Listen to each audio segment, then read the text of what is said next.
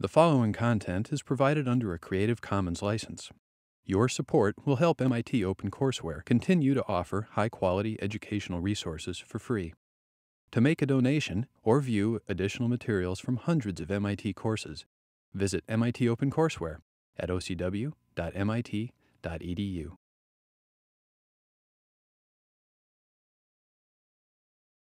Ready to roll? Okay, good afternoon. Countdown, 4 lectures, and you know everything you have to know about atomic and optical physics, at least for those of you who take part 2. For those of you who've taken part 1 and part 2, for the other ones, well, there is one more semester, which is the following spring. So, we have discussed light forces, first with the optical Bloch equations, and then we discussed the stimulated light force using the dressed atom picture.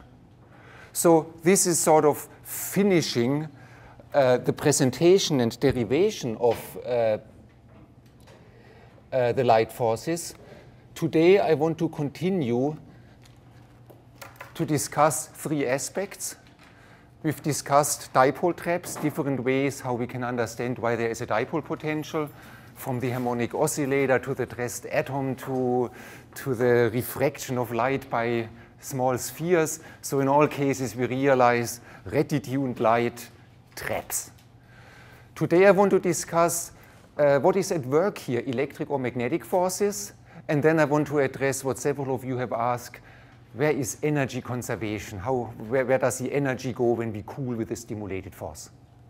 But this will only take 10 minutes. The main part of today's lecture will be techniques to go to very low temperature, to ultra low temperature. This is subdoppler cooling, subrecoil cooling, evaporative cooling, and magnetic trapping as a technique. So this is the menu today. Again, feature-packed menu. Now, talking about electric and magnetic forces. You may think it's a trick question, but it's rather subtle. All optical forces were derived from the electric dipole Hamiltonian D dot E. This is what we used as a starting point for light forces. So my question is, what about the Lorentz force? The Lorentz force comes from the magnetic part of the electromagnetic field. Now, is there a Lorentz force on the atoms? And if yes, does it contribute to the light forces, or is it negligibly small? Actually, the question I'm asking you, I don't think it's addressed in any textbook, and I think you can go to conferences and ask some of your colleagues. You may get a wide range of answers. So, but anyway, has anybody of you thought about it? What about, is there a Lorentz force on neutral atoms? If no, we are done. If yes, does it contribute? Is it negligible? Or is it even dominant?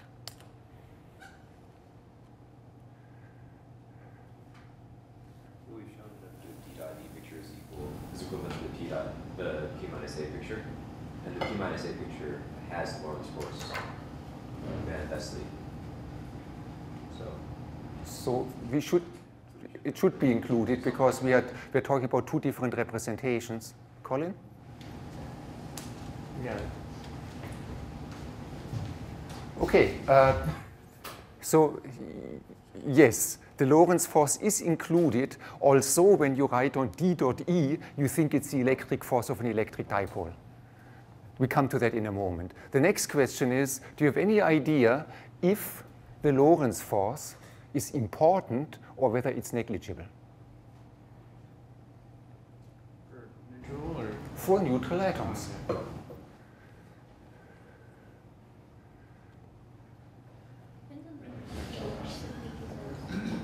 Okay.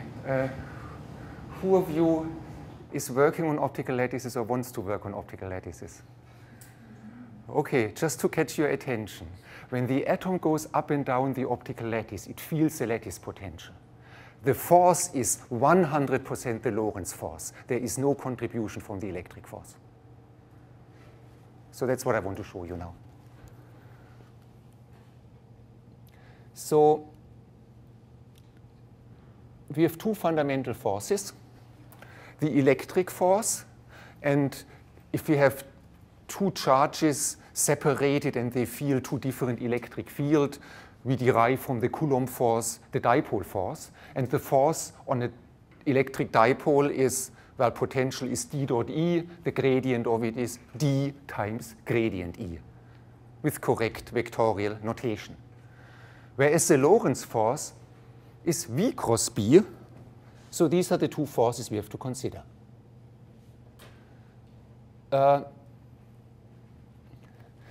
Let me show two configurations where we use dipole forces, the stimulated light force.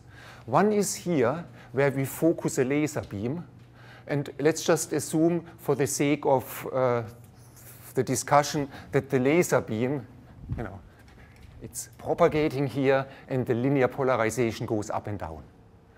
So now we have a dipole moment of the atom which oscillates up and down, which is parallel to the electric field. So now we have d dot E, and indeed, if you take the atom and move it into the laser beam, it will experience an attractive force, and this attractive force is purely electric. But let's now come to the situation which many of you work on in the laboratory, that we have two plane waves. So the laser beams are infinitely extended. We have two plane waves, and they form an optical lattice. Now, the dipole, the oscillating dipole, the electric dipole, is again driven by linearly polarized light. It points up. But the gradient of the electric field is in the direction of the interference of the lattice. So the gradient of the electric field is perpendicular to the dipole moment. So therefore, d dot E is exactly 0, and therefore the electric part of the potential, the Coulomb force, which is microscopically behind it, will not contribute anything. So I could stop here and say, well, okay, since we have only the Coulomb force and the Lorentz force, I've proven to you it's not the Coulomb force, so therefore it's a Lorentz force. But let me just tell you why. So what I'm really telling you is, it is actually remarkable that if we go along the z direction and we take the z derivative of the AC Stark shift potential, and the AC Stark shift potential is 1/2 alpha is now the polarizability, we use alpha in many places, times E square. So this is the AC Stark shift potential, and the spatial derivative of the AC Stark shift potential is a force, but it's a Lorentz force. Actually, I was amazed. I had to work it out myself because I haven't seen it discussed anywhere. But you can simply take the electric field of a standing wave, perform this derivative, and what you find is you get the Lorentz force. If you wonder how you get it, without going through all the vectorial notation, the Lorentz force is V cross B. The velocity of the charge is related to the derivative of the dipole moment. The dipole moment is charge times position, and the derivative of the dipole moment is charge times velocity. So don't let yourself fool yourself. When you have an oscillating field, there are charges which move. There are currents inside the atom. So our V cross B, the V is pretty much D dot. The D dot is polarizability times E dot, and this is alpha polarizability frequency times electric field. But as Cody said, we can go from P dot A to D dot E, or to be precise, the magnetic field is the curl of the vector potential, and the curl gives us the wave vector K. I'm suppressing vectorial notation here, and you know that E, the electric field, is the temporal derivative of A, so therefore we get that. So if you now multiply sort of D dot with the curl of A, you get something which is K alpha E square. K is, for a standing wave, the spatial derivative. So I've shown you, at least you can say by dimensionless analysis or by just pointing to the different terms, that if you take the AC Stark shift potential, do the derivative, you get everything which you have in the Lorentz force. It would be a 10-minute easy homework assignment, but we're running out of homework assignments. We're at the end of the semester to show that explicitly. So it is really the Lorentz force which provides the trapping potential in an optical lattice. Questions? Boris? So in that simple picture you have with the lattice, you're saying that the transverse confinement is provided by the electric force. But what about the perpendicular direction? So you have an electric field like this, you have the other direction. Okay, I can discuss with you two simple geometries. In one case, in one direction, it's the pure Coulomb force at work. In the other direction, it's the pure Lorentz force. But in general, when you go through an AC Stark shift potential, you have both. So you may wonder that the Coulomb force, when you integrate it, would not be integrable. It does not give rise to a potential. Also, the Lorentz force does not give rise to a potential. But if you add the Coulomb force and the Lorentz force, you can integrate it up to the optical dipole potential. I find it remarkable, but it is what it is.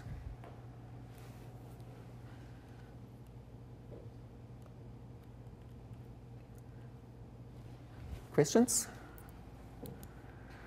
So, energy conservation.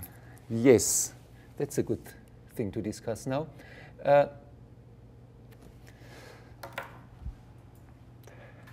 Let me first discuss, I want to have, energy conservation has to be discussed in with two different perspectives. One is sort of a transient phenomenon, which I do in a few minutes, but let me first discuss something which is sort of CW. And this is the following. You have atoms which move over a standing wave, and I used the stressed atom picture to show you that for a strong Blue tuned standing wave, we have a friction force. So the atom, this was the Sisyphus cooling, that the atom is climbing up hills, does some transition, climbs up the next hill, but on average the atom climbs up more hills than it scoots down, and therefore there is work done, there is a net force, and this net force provides friction. It slows down the velocity of the atom. My question to you is, where has this energy gone? The kinetic energy lost by the atom, where does this energy appear?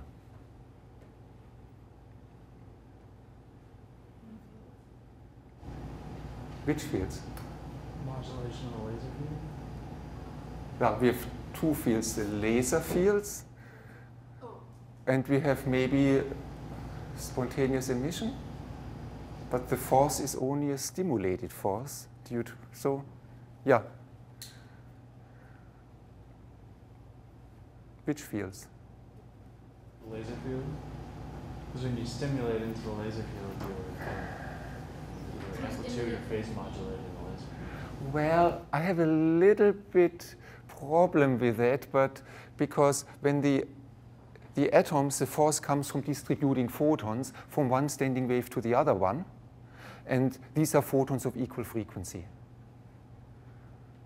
So in that sense, the net effect is that those two laser beams are, actually the atom moves here, so what should happen to the laser beams? Photons are not disappearing.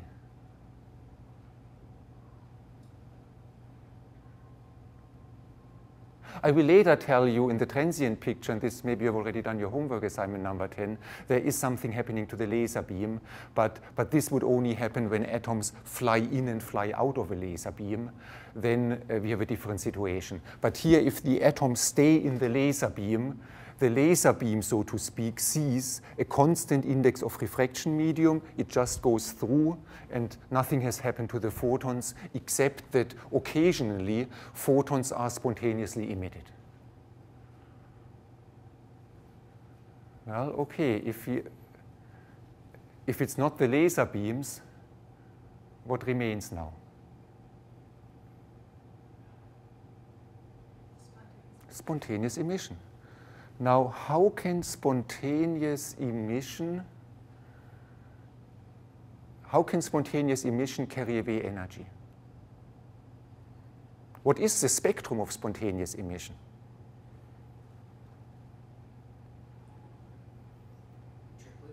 Yes, the monotriplet. We have the central carrier. The central carrier is not carrying away any energy because it is at the laser frequency. Now we have two sidebands. Can the sidebands carry away energy? Pardon? If they're asymmetric, then yes. Asymmetry in what sense? If the sidebands are not the same. Well, but didn't we discuss with a radiative cascade that the blue detuned sideband comes when you go from the upper Trest level to the lower Trest level? And in the lower Trest level, you can only emit a red detuned sideband, not a blue detuned sideband. Or we said in the radiative cascade, after one blue detuned photon, there is a red detuned photon. So the number of photons emitted on the red sideband and on the blue sideband are exactly equal. Boris? Then you have the specific schooling picture where the red detuned sideband was emitted in the lower field region. Yes. So the situation is the following. The atom emits an equal number red detuned, blue detuned, red detuned, blue detuned. But when it emits the blue detuned, the sideband spacing is larger because it emits the blue detuned photon when it's on top of the hill. And the red detuned photon is emitted when the atom is more in the dark, and therefore the sideband spacing is lower. So it alternates blue-red, but the blue detuned photon is emitted when the generalized Rabi frequency is larger, when the atoms is at an antinode, and the red detuned is more preferably emitted when the photon is at a node of the standing wave. So it is the difference of this modulation. The sidebands are modulated, and there is a preference to emit the blue detuned sideband when the sideband spacing is larger than in the red detuned case. And this is where the energy goes. You could make the argument and that would give a simple picture for the maximum cooling rate, Yes. where you have omega times your scattering rate. Yes. And that's exactly how last class I calculated the cooling rate. The cooling rate, the energy removed from the system, is I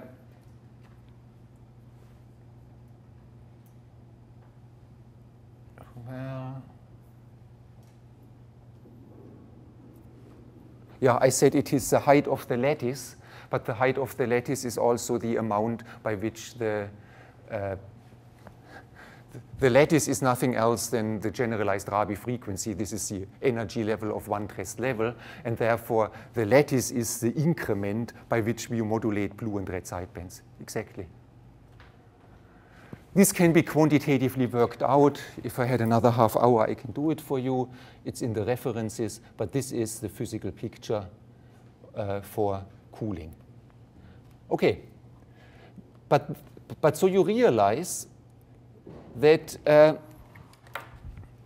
these are one of the subtleties. We can understand the force simply from, simple picture, energy level, Sisyphus cooling and such. But in order to understand where the energy comes from, we need the monotriplet, we need spontaneous emission. So the force comes from the redistribution of photons. It's a stimulated redistribution of photons which is responsible for the force. But the energy balance comes from what can be neglected for the momentum balance, namely the few spontaneous emission events, and especially those which involve the blue and red sidebands. And it beautifully works together, and all the equations of physics are obeyed. Okay, but that tells you now that the cooling effect hinges on spontaneous emission. And yes, spontaneous emission is dissipation, and whenever you want a friction coefficient, you want dissipation, you need an open system, and the open system is spontaneous emission into those modes. So let's now talk about an opposite situation where we do not have any spontaneous emission, And I think almost all the people who work with optical lattices use infrared lasers for them, or farly tuned laser, where spontaneous emission happens only once every 20, 30 seconds or 100 seconds per atom, so we can really neglect it. So now the question is the following. Assume you have a focused laser beam and you load a Bose-Einstein condensate at the edge of the cloud, and now the condensate is accelerated, sucked into the laser beam. So now the atom has kinetic energy. The question is, where does this kinetic energy come from? And this time we do not have spontaneous emission as we have when we do frictional cooling. So the question is now, where does the energy of the atom come from?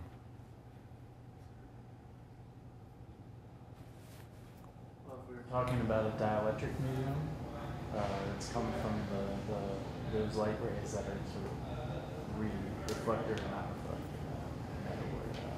reflected. It comes from those light rays, but I mean the atom is a dielectric medium, that's good, but the reflection, the deflection of light rays, at least in leading order, you would say photons of the same energy are deflected. But in the transient sense, the atom just absorbs a photon and then deflects, emits another photon in another direction. I would hate to use the picture of absorption and emission. What really happens is it's just scattering. It's scattering. You scatter a photon which has one frequency into a different direction. It's really light scattering. Well, you have a homework. You have a homework assignment on that, and I don't need to go into details because it can easily be worked out. But what happens is the following. The atom is a dielectric medium. It has an index of refraction. And if you suddenly put an index of refraction into a laser beam, then you change the phase of the laser beam.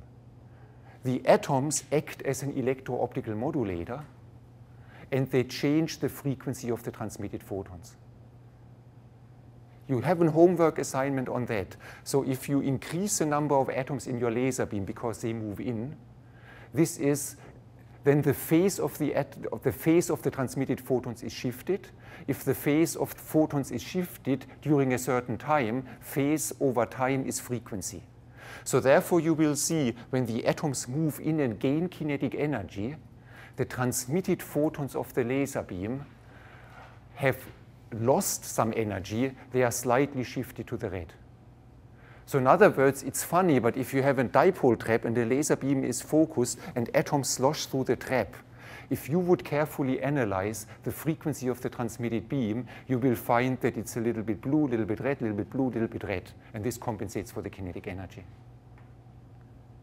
Again, I don't think you find that in any textbook. It confused me for a while until I could work it out. But the homework assignment gives you an exactly solvable model where you can exactly show what I told you. So these are the two situations. Here, it's either spontaneous emission, which is responsible for cooling, but here we have a conservative potential. And in this conservative potential, the only player is the laser beam which is transmitted. And indeed, it is the photons which have been transmitted. And usually you wouldn't put that into your picture. Remember, the dipole force can be explained by eliminating the coherent field of the laser field through a canonical transformation. And then we have a C number. We have a classical electric field. This is your Hamiltonian. And from this Hamiltonian, you derive that you have a conservative potential. But if you now ask where the energy goes, the energy really in this situation goes into a frequency shift of the photons. Also in your Hamiltonian, you have assumed that the electric field is an external classical field, E0 times cosine omega t. Well, if you want my advice, whenever you use the AC Stark shift for trapping, just use the AC Stark shift and regard it as a classical potential and just completely forget that there are photons behind. Because if you want to account what really happens to the photons, what really happens to the energy in this system, it really gets subtle and it can get very confusing.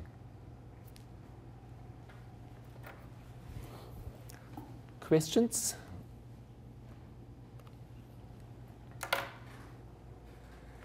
Okay, we are done with the stimulated force. We are now in preparation for next week when I want to tell you about degenerate Fermi gases and degenerate Bose gases. Those gases require nano-Kelvin temperatures. So today in the rest or in the next hour, I want to tell you what are the techniques to create such ultra-low temperatures. And the techniques I want to discuss is one addition to laser cooling. We've so far discussed laser cooling to the Doppler limit, but now I have to tell you that that's not where laser cooling stops. You can go sub-Doppler and sub-recoil.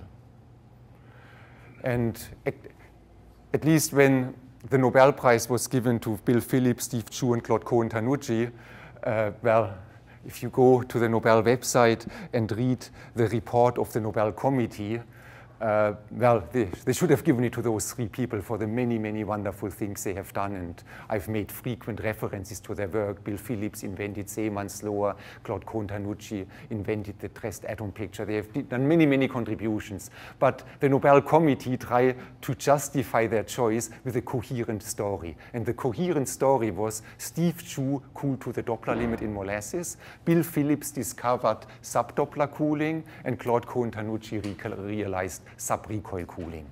So the storyline was cold, colder, the coldest. And that's what we want to talk today.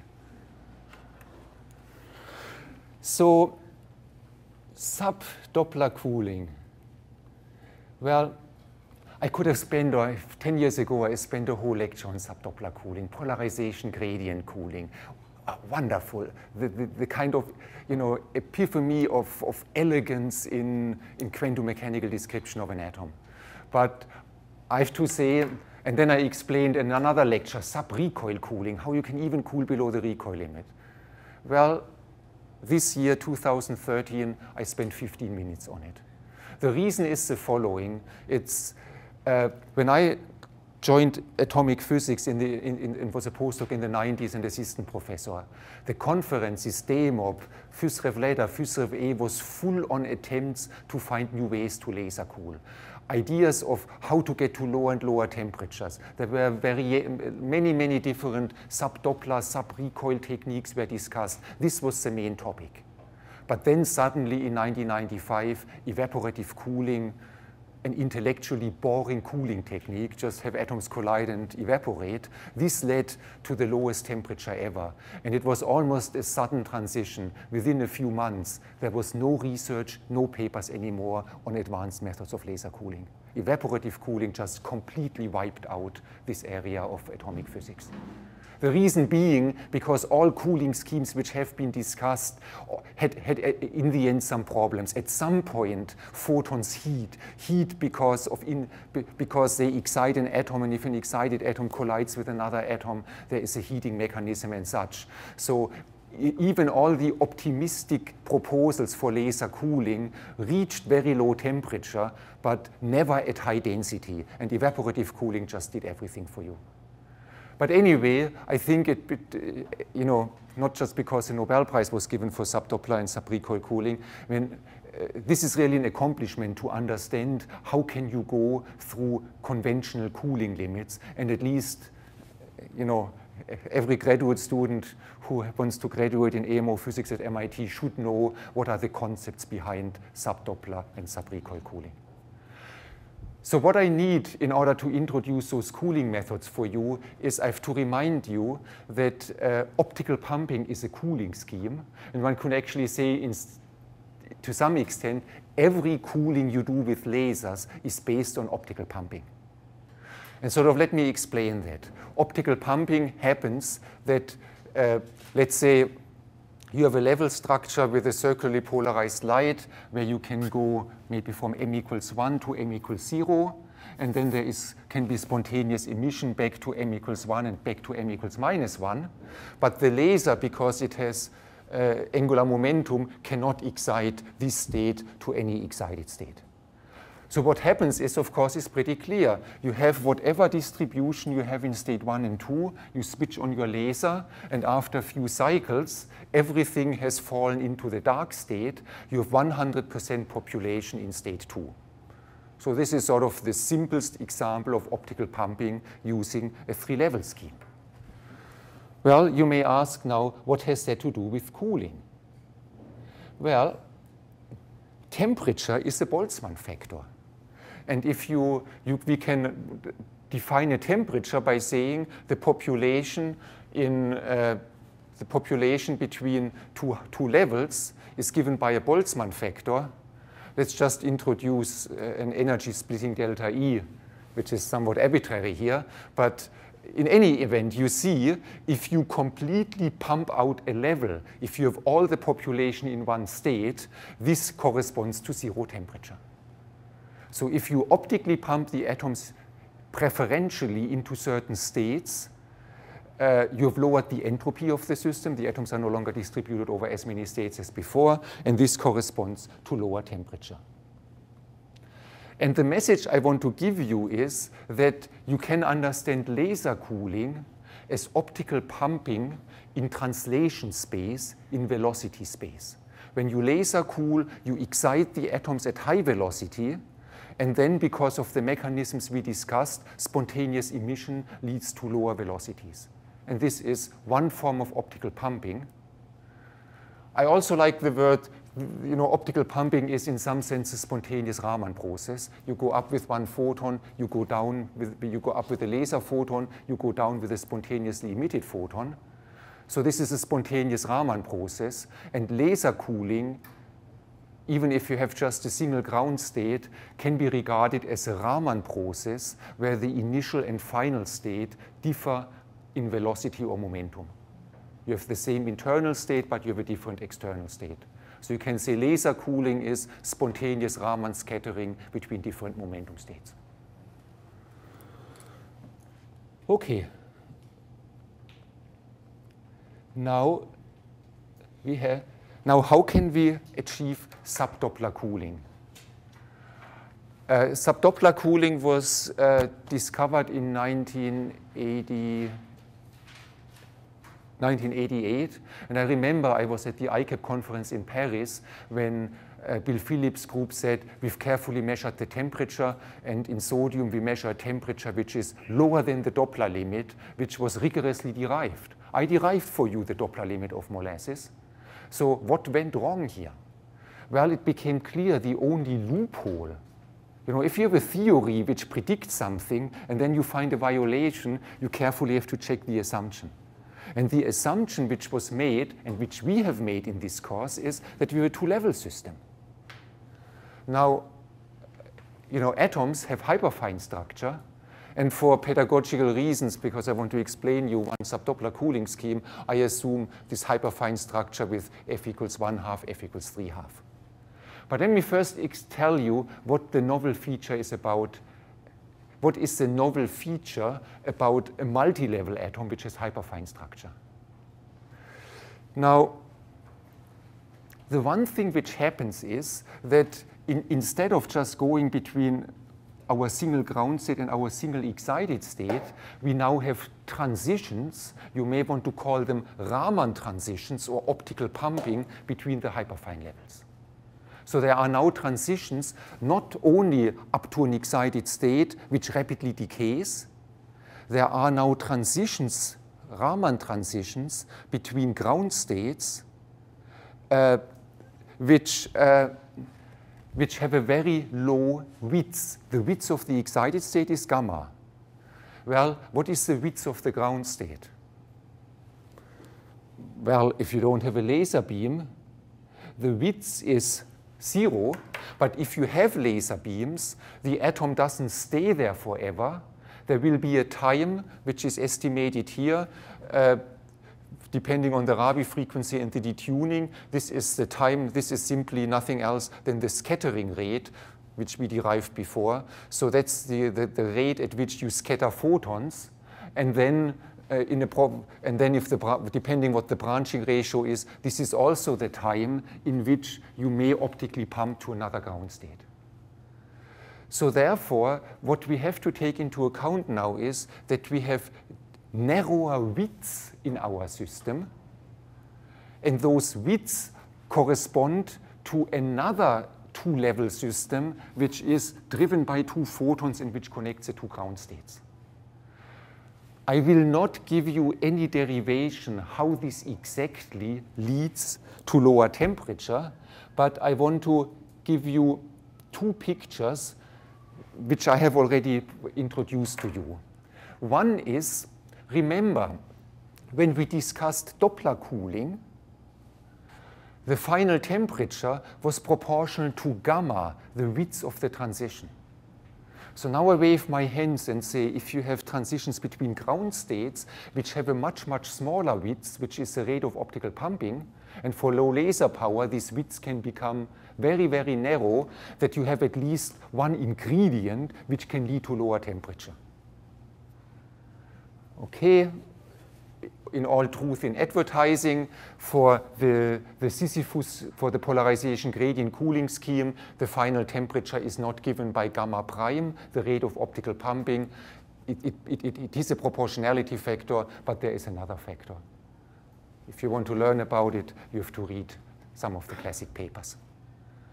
But there is another picture which I can also use to tell you, and it's actually related, why optical pumping at least gives the possibility for lower temperature.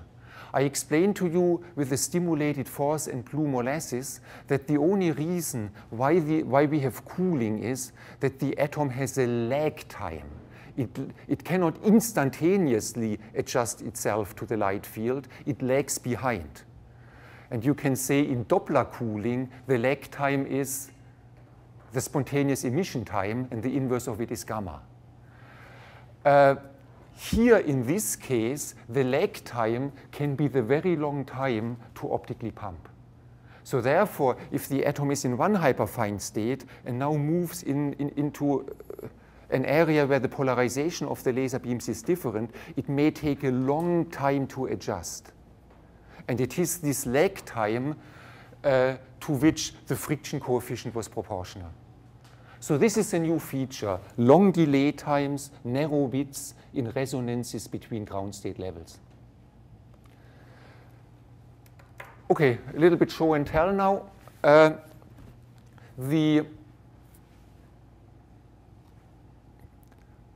Nobody thought about polarization gradient cooling, nobody thought about Doppler cooling, but it was discovered when people simply did Doppler molasses. And it's one of those big violations of Murphy's law where cooling worked much better than everybody has thought.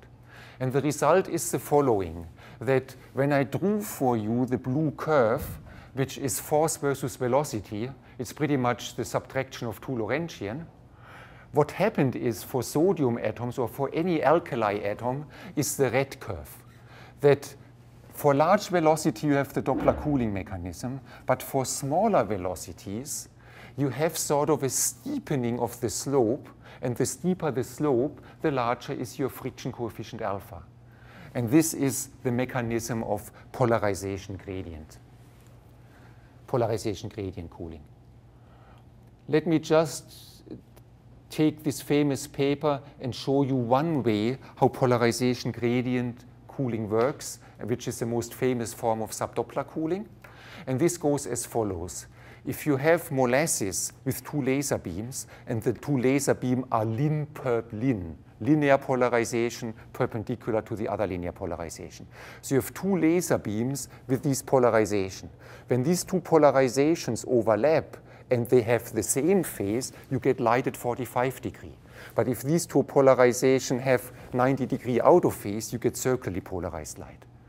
So as these two laser beams counterpropagate, you periodically go from linear polarized sigma minus, linear polarized sigma plus. So you have spatial, at any given point, you have a polarization, but the polarization changes. You would say naively, lin perp lin don't interfere, don't form a standing wave. Well, they do not form a standing wave in intensity, they form a standing wave in polarization. So now what happens is the following. If you have a multi-level atom, and I use this simple scheme here, the different polarizations, linear polarization drives a pi transition, sigma plus and sigma minus drive different transitions, and those transitions have different strengths. So an atom here, when it experiences this polarization, will just cycle. But when it experiences the other circular polarization, it will be optically pumped over here, and then it cycles. So therefore, an atom which goes from sigma plus polarization and was here, it flies over to an area where you have sigma minus polarization, it will actually be pumped over. So the atom will constantly be pumped back and forth between those hyperfine states. And this actually gives rise to a beautiful form of Sisyphus cooling, that the atom experiences sigma plus light in one ground state. It sort of climbs up the hill.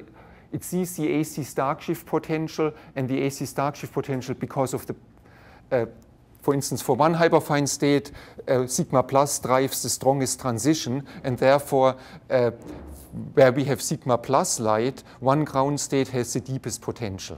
Where we have sigma minus light, it is the other ground state which has the deepest potential. And so what happens is that the atom is in one hyperfine state, it climbs up the hill, and then it's optically pumped to the other hyperfine state. And we have exactly the same kind of Sisyphus cooling. I just show you pictures and you sort of match it with what you know. This is more complicated because this involves optical pumping between hyperfine states. The different hyperfine states have different Clebsch-Gordan coefficients and such. It's not really complicated, but more complex. What I explained to you is how Sisyphus cooling works in the dressed atom picture just for a two-level system. And here you find a more subtle form of Sisyphus cooling. But this form is more important because whenever you operate a magneto-optic trap, you get this cooling mechanism for free.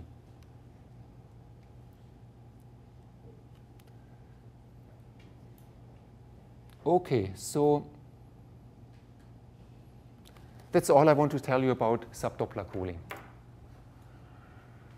Okay, subrecoil cooling, we can quickly deal with that because I want to prove to you here that subrecoil cooling is impossible.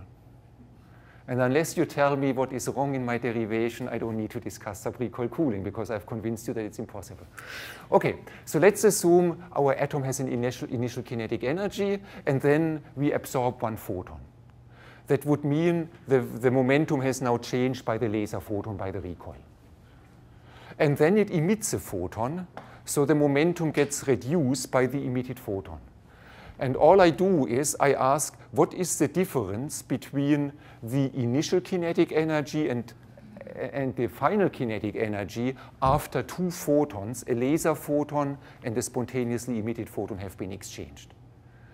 And what you find is, and this is just exact, that the change in energy is 2 times the recoil energy. The recoil energy is h bar square k square over 2m, plus, and this is now the cross term, plus KL, the k vector of the laser, minus k spontaneous emission times the velocity. And now, of course, we assume, which is correct, that spontaneous emission goes randomly in all directions. So therefore, if we average over many cycles, this does not contribute. So therefore, we find now that the average energy exchanged by an absorption and emission event is 2 times the recoil energy plus h bar k laser times v. And we want to make it negative because we want to cool. Well, we make it negative by arranging the laser beam, surprise, surprise, counter-propagating to the velocity. This is how we can get the best cooling. Well, surprise, that's what we expected. But you find, of course, that when this velocity is very small, then kv is smaller than k square. So therefore, once the velocity is smaller than the recoil velocity of a single photon, you cannot choose, you cannot make this equation or this expression go negative. In other words, what I've shown to you is, if there is an atom which has a velocity which is smaller than the recoil velocity of a photon, whenever this atom scatters a single photon, it will be hotter than it was before. So is it clear what I've shown you in energy? When an atom has a velocity which is smaller than the recoil velocity, any further photon scattering will not cool. It will lead to an energy transfer delta E, which is large, which is positive. So that shows you that subrecoil cooling is impossible.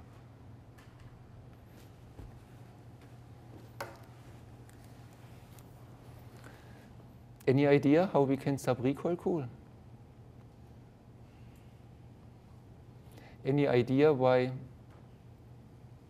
Claude Cohn-Tanucci got the Nobel Prize? For example, in a lattice, you can have an effective mass that is much heavier than bare mass. Okay, great idea. We put the atom in a lattice. A lattice has band structure. In a band structure, we have an effective mass. And heavier atoms can be cooled to lower and lower temperature. Actually, it's well known that in Doppler cooling and subdoppler cooling, especially in subdoppler cooling, cesium and rubidium reach a microkelvin, sodium reaches only 25 microkelvin.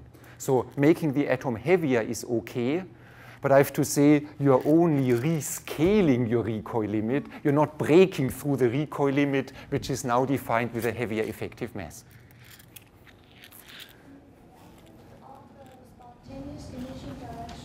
Yes? That means that the atom must do the spontaneous emission logic times. Yes? That was the assumption.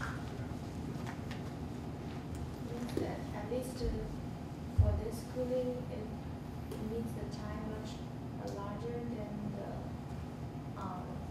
Doppler cooling, spontaneous emission time. Well, that was the assumption here. We scatter several times. The spontaneously emitted photon do not contribute. The recoil of the spontaneously emitted photons cancels out. Because spontaneous emission, and this is correct, this is not wrong, spontaneous emission goes equally probable in the plus x and the minus x direction. Well, I thought I want to show you a demonstration how mechanical demonstration how you can subrecoil cool. It's not a demonstration in velocity space, it's a demonstration in position space. What I have here is a plexiglass tray, and it has a little hole in the middle.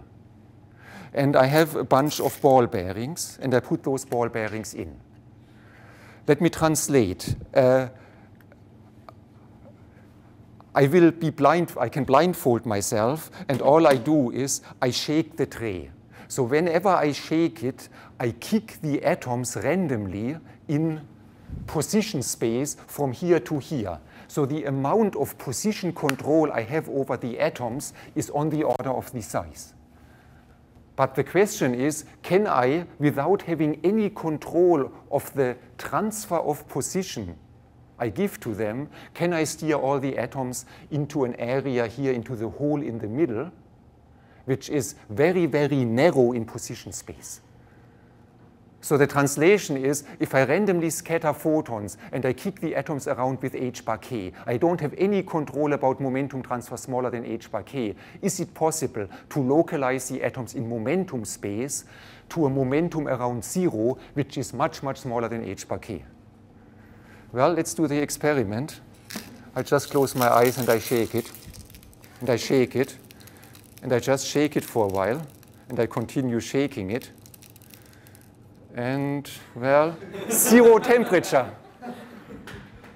So without controlling the motion on the scale I'm interested in, I manage to cool into a target region which is much, much narrower. So in other words, what you need is, all you need is, you need some dark state which is velocity selective. If you scatter light, but you create a situation where once the atoms are close to zero velocity, they're not excited. You're not steering the atoms in a deterministic way. You just wait until by random chance one photon is emitted, and by random chance the atom hits the hole. And then it will never be re-excited again. This was the idea of this demonstration.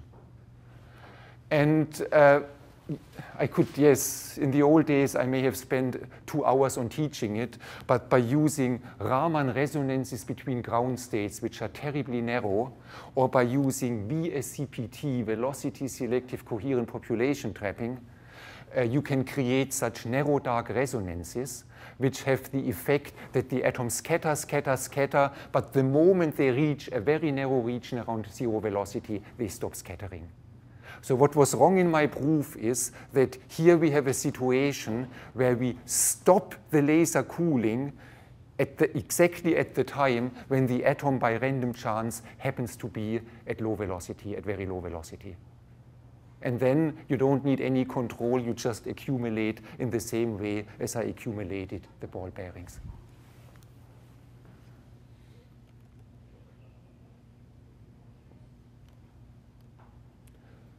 Okay, this was sub-recoil cooling in 5 minutes. Timur.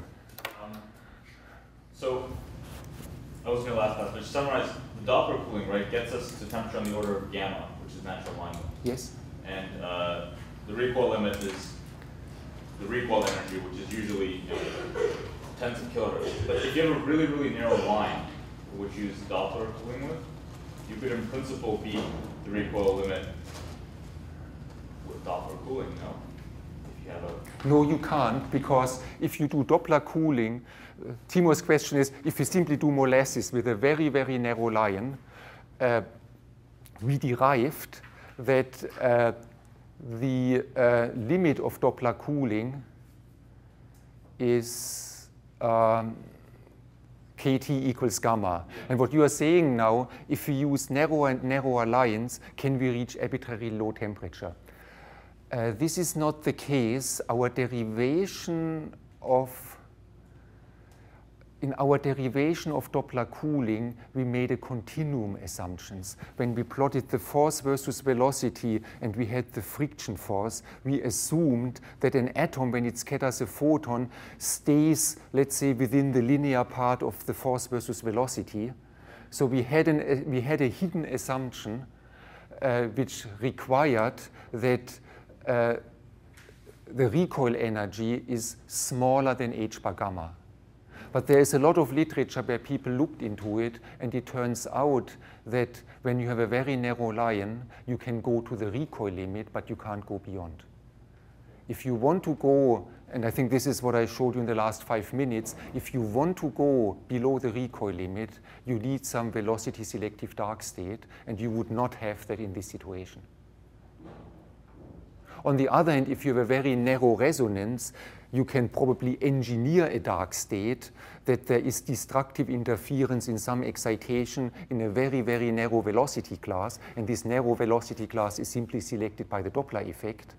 So you can use the narrow line to engineer sub-recoil cooling, but the simple arrangement of just having molasses with narrow and narrow line will not work.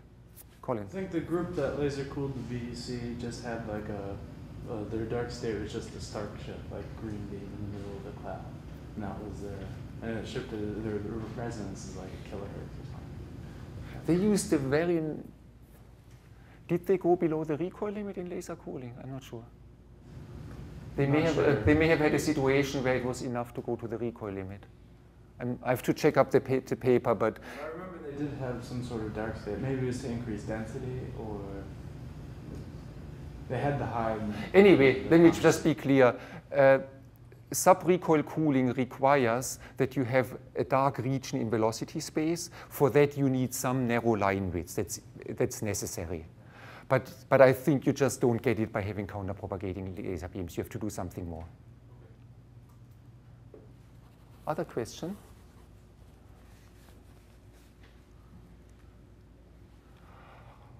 Okay, so I've told you about sub-Doppler cooling, sub-recoil cooling, but what really got atomic physicists to nano-Kelvin temperature were two other techniques. Laser cooling was used as pre-cooling, but then the final trapping and cooling was done by magnetic trapping and evaporative cooling. So I want to give you now, in the last half hour, a quick overview of magnetic trapping and evaporative cooling. So I think any discussions of magnetic trapping starts with a theorem which tells you that not everything is possible you would like to do. And this is the following, that if you have a region without charges and currents, so you're an empty space, and what this theorem says, in empty space, you cannot have a local minimum, you cannot have a local maximum of your electric and magnetic field. So if you take the strength of the electric field or the strength of the magnetic field, you cannot have a maximum, you can only have a minimum. Well, and this is important, when it comes to magnetic traps, depending on the magnetic moment, spin up, spin down, we could create a trapping potential around a maximum of the magnetic field, or the trapping potential around a minimum of the magnetic field. You want to be sort of at the minimum of the potential, but if you have a minus sign, you may want to be at the maximum of a magnetic field. But Wink's theorem says that only one of them is possible. The proof really goes in two lines. You really show, if you assume that there is a maximum, that would mean that if you add a field to it, you add a field, and no matter in which direction you add a field, the total field strength becomes smaller. But that requires a violation of the Laplace equation. I don't think it's easier for you, you can probably read it at home, but you simply assume you have this situation, so you add, and you show you have an incremental field delta E. This field delta E, you're at the maximum of an electric field, and then delta E of R is the small difference of the electric field. And you can show that this expression is only negative. That means you have a maximum of the electric field when the electric field would not fulfill the Laplace equation. So the gist of the argument is the following. Each component of the electric and magnetic field fulfills the Laplace equation. And the Laplace equation, I don't know if you've probably heard about it, if something fulfills the Laplace equation, it says at any given point, the function which fulfills the Laplace equation is equal to the average of the function averaged over a small sphere around it. And that means if something fulfills the Laplace equation, you cannot have a local maximum or local minimum, because if the value here equals the average, that would mean in one direction the value gets higher, in the other direction the value gets lower. So if something fulfills the Laplace equation, you cannot have a local maximum or local minimum. But now we are not asking for maximum or minimum in one component of the electric or magnetic field. We ask for a maximum or minimum in the total value or the square of the electric field. But then you show, when you assume that you have a maximum, the field points along the z direction, that then the z component of the field cannot fulfill a Laplace equation. So maxima are not possible, minima are possible. Good. So the magnetic trapping potential comes because we have a magnetic dipole moment which interacts with the magnetic field. Magnetic traps are actually classical. You can have a classical model for magnetic trap, and in that case, you say this potential is mu times b times cosine theta. Quantum mechanically, of course, the angle cosine theta is quantized, and we have the different MF levels, the different orientations of the spin relative to the z-axis. Okay, the fact that the magnetic field can only have minima and not maxima means that we want to make sure that the magnetic moment times the g factor times mf is negative, or cosine theta is negative in the classical picture. And if we absorb whatever we choose for cosine theta, or we call mu bar gmf the magnetic moment, we want that the magnetic moment of the particle is anti-parallel to the magnetic field. Then we have a magnetic trapping potential, which is, I've taken care of the sign now, mu times b. And if b has a minimum, this potential has a minimum, and that is a magnetic trap. But so the consequence of Wink's theorem is that we can only trap particles which are anti-parallel with the magnetic field, and they can always lower their energy by flipping to the other state. So therefore, a magnetic trap does not allow us to trap particles in the absolute ground state. There is always the possibility of spin flip collisions which lead to an anti-trapped state which is expelled from the trapping region. Now, spin flip collisions can happen when you have particles at sufficiently high density and they collide. For the experts, there can be spin relaxation, there can be dipolar relaxation. There are two different kinds of spin flip collisions. Fortunately, in magnetic traps, they only become relevant when you pick the wrong spin state, but for suitable choices, magnetic traps are very long-lived. Dipolar relaxation is often can be a limiting process for Bose-Einstein condensates. For instance, for hydrogen Bose-Einstein condensation, dipolar relaxation was limited the number and density of atoms in the Bose-Einstein condensate. But I don't want to talk about cold collisions here. You should just know, based on the fundamental theorem, you cannot trap in the ground state. You have to trap into a state which has more energy than other states, and in principle it's possible to flip the spin and go to lower state. Now, what we have assumed here is, when I wrote the trapping potential like this, I assumed that the atom stays in a given hyperfine state. So we put the atom in one state and then experience this potential. Classically, it means that the angle of the dipole with respect to the magnetic field stays constant, and this is the case due to rapid precession. Classically, the magnetic dipole precesses around the magnetic field, and when the direction of the magnetic field changes, the rapid precession keeps the dipole aligned, or in other words, for slow changes of the magnetic field direction, cosine theta is an adiabatic invariant. So the word adiabatic is important, either classically or you stay in a quantum state as long as you're adiabatic.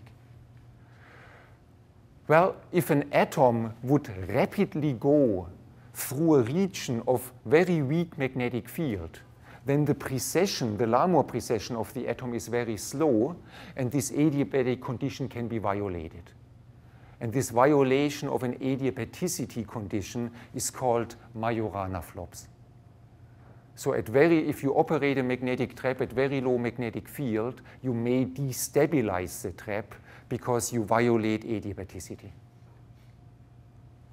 Okay, so these are the consequences of the fact that we cannot create maxima, we can only create minima of the magnetic field in free space, and therefore we have to deal with those two possible loss processes.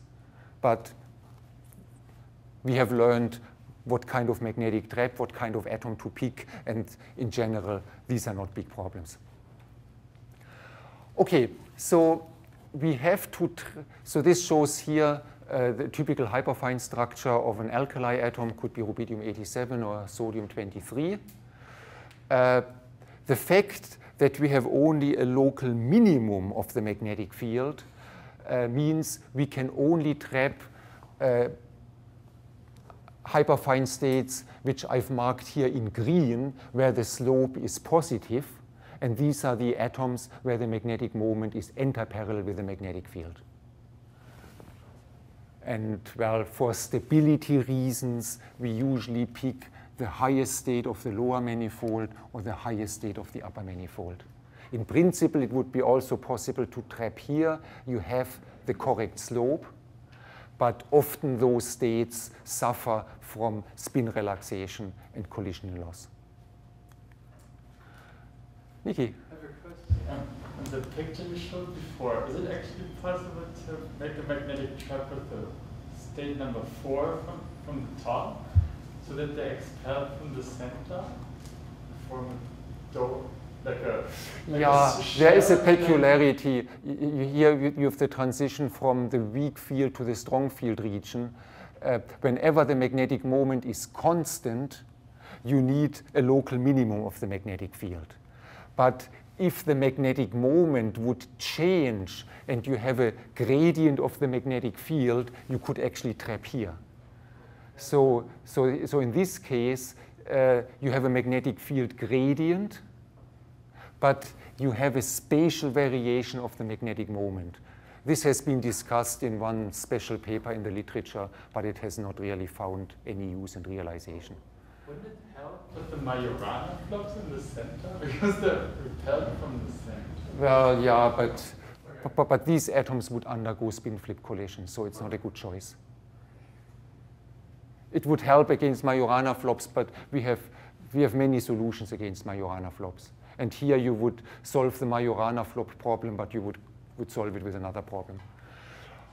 Okay, so we need minima of the magnetic field. This provides a magnetic trapping potential. And there are two kinds of possible trap configuration. One is where the minima is at 0 magnetic field, and one is where the minima is at finite magnetic field. Now, the 0 magnetic field minimum can be simply created with an anti-Helmholtz coil. What happens is the magnetic field, as a function of position, would actually cross through 0. It's just the field gradient which crosses through 0. But, of course, since we are interested in the absolute value of the magnetic field, we get the V-shaped potential. This V-shaped potential was what was used for the first demonstration for Bose-Einstein condensation, because a V-shaped potential is much, much more confining in this cusp than a harmonic oscillator potential. And this had advantages for tight confinement and rapid evaporative cooling. So those quadrupole traps with a V-shaped potential are the best confinement you can get, the best confinement for the bug, and the bug here is your power supply and your coils. However, they have a problem when the magnetic field is 0. We violate adiabaticity because the different spin configurations become degenerate, and in degeneracy you can't have adiabaticity. So therefore, the two first demonstrations of Bose-Einstein condensation avoided this cusp in two different ways. One way was to use a rotating magnetic field, to use a perpendicular field, but which was time dependent. And the MIT solution was to use a Blue-detuned laser beam, use the optical dipole trap, optical dipole potential to push the atoms away from the dangerous 0 field region. I should say rotating, none of those, the most traps which are now used are the other kind of trap, the trap which has an harmonic oscillator potential, which doesn't have the cusp, and where the minimum is at a finite magnetic field. Let me just make one comment. The rotating trap was very popular because it led to the first BEC, and a lot of people built that. But to the best of my knowledge, it's only used in a few places, and the only real application it has is, since you have some rotating magnetic field. By some modification, you can actually make a rotating potential. And this is nice if you want to study Bose-Einstein condensation in a rotating frame, create vortices and things like that.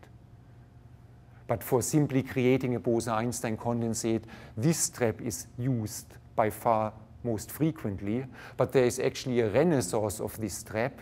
I mean, one reason why people use this trap and why my own research group immediately switched to this trap when we had the idea how to build it is, well, harmonic potential is nice. Every physicist loves a harmonic potential. You can solve immediately thermodynamics in a harmonic potential. Who wants to deal with that potential? Also, if the laser beam just drifts by a micrometer, the symmetric potential becomes asymmetric. So you characterize your potential today, and a few hours later you have a different potential. Whereas a magnetic potential, harmonic potential, once it's characterized, as long as you don't change the current in your power supplies, it's the same week after week, months after months. Well, there is a renaissance now because a lot of groups now do experiments in optical lattices. They don't care what shape the potential is because they don't do physics in this potential. They just take the Bose-Einstein condensate or the cold Fermi gases and transfer them to an optical lattice. So in that case, it doesn't play any role. And then the advantage of this potential is you get more bang for the buck. You're saying before you have to get a much more rapid evaporation in V-shape versus the Yeah. Alpha picture. Like, what are sort of the differences in like evat time? It depends. I may run out of time today. I can probably. I wanted to go through evaporative cooling, and I will talk to you that for evaporative cooling, there could be a threshold in confinement where you go into a runaway regime that evaporative cooling is speeding up. So if you are a little bit of confinement can make the difference without never getting into the runaway regime or being in the runaway regime. So confinement, extra confinement can make the difference between getting a BEC and not getting a BEC. So it really depends. It's highly nonlinear. But I will show you later on that when you put a system together, that the kind of threshold density at which the cloud can evaporate to BEC is much lower here than it is there. But, and this is the next thing I want to explain, it's not really that this is a linear potential and this is a quadratic potential, because those finite magnetic field, these traps which have a minimum at a finite magnetic field, are usually done in the following way. Those traps are called Ioffe-Pritchard trap. Ioffe actually suggested such a magnetic field configuration for confinement of plasma. And Dave Pritchard was the first to point out that such a configuration would be a good choice for neutral atoms. So I sometimes joke and I say, well, plasma physics is the study of very hot matter. Cold atoms is the study of very cold matter. But when matter is either too hot or too cold that you cannot put it in an ordinary container, you want to confine it with magnetic fields. And it happens that for plasma, you need a minimum of the magnetic field. And for neutral atoms, you need a minimum of the magnetic field. So therefore, here is something which ultra-cold atoms have in common with plasma physics. I don't think there's a lot the two fields have in common, but when it comes to magnetic field configurations, yes. A similar magnetic field configuration can confine a plasma and can confine neutral atoms. Okay, so the generic way, or how these magnetic fields are generated is you want to have two coils called pinch coils. You can say each of them creates a magnetic field which decays, and now in the middle you have the parabolic minimum. But then you have to add the so-called 4 Ioffe bars, which create a linear potential, and this is shown here. So the pinch coil is simply creating a local minimum along the z-axis, and if you only want to trap in 1 dimension, you would be done, but you want to trap in 3 dimensions. And so what happens is you add now an anti-Helmholtz or quadrupole field in x and y. And this blue field is done by the green bars, by the Ioffe bars. So you add together a harmonic quadratic field in the z direction with a linear quadrupole field in x and z, x and y. And what matters for the atoms is, and what matters for the Zeeman energy is the absolute value of the magnetic field. So you add those things in quadrature, and because you add it in quadrature, you have now an harmonic oscillator potential in x, y, and z. So you have a harmonic trap in 3 directions. However, if this field is not larger than this, if this field becomes larger than this field, so then when you add it in quadrature, you actually get a linear potential. So in other words, the Joffe-Pritchard trap is quadratic for small values of x and y, but if you go out to large x and y, you get the linear potential. So in the end, and this is maybe in response to Matt's question, for high temperature, the Joffe-Pritchard trap is actually not harmonic in 3 dimensions. It's linear in 2 dimensions and harmonic in the 3rd dimension. So therefore, the hit you take in evaporative cooling is not as large as we had initially assumed. And the moment we realized that, we were building a Joffe-Pritchard trap, and this has been the traps we have been using at MIT ever since. Well, just as a warning, this is sort of the simplified description, but if you have curvature, the curvature has to fulfill Maxwell's equation, and you cannot have a curvature only along Z. Maxwell's equations are 3-dimensional, so you get sort of all sorts of curvature terms. If you really build a magnetic trap, you should understand those. If you just want to understand why magnetic traps work, the previous slide is sufficient. The different ways to build those traps. This is a design we invented at MIT. It's called a cloverleaf trap. So you have one coil package here, another coil package here, and what you see is the pinch coils, and when you have 2 of them, you create this parabolic minimum. We don't like Joffe bars because if you have a vacuum chamber, you either have to put the Joffe bars into the vacuum chamber or you have drill holes through your vacuum chamber to put the Joffe bars back and forth. Don't laugh, some people have done it, of course. They put little tubes around it, so the very highly engineered vacuum chamber where they could string Joffe bars through the chamber. But we realized that the same field as Joffe bars can be generated by taking the Joffe bars and flipping them out. And after flipping them out, they had the shape of clover leaves. It's just a variant of creating the same field geometry. Yes, that's all I want to tell you about magnetic trapping. I think I should not start with evaporative cooling. This will just take 10 or 15 minutes, but I do that on Monday. So since we are on time, do you have any questions about magnetic trapping? Different forms of magnetic trapping?